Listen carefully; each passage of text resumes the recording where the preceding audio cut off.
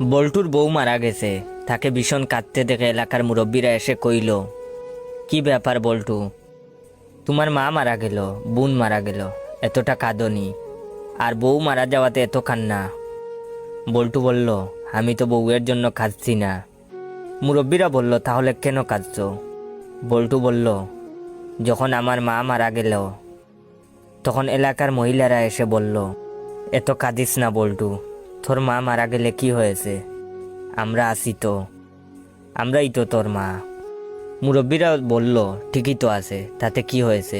বল্টু বলল, আমার বোন যখন মারা গেল এলাকার মেয়েরা এসে বলল, আমরাই তোর বোন।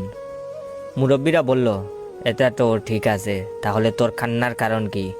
বল্টু বলল, কিন্তু আমার বউ মরল 3 দিন, এখনো কেউ এসে বলল না, কান্না কইরো না, আমরাই তোমার বউ।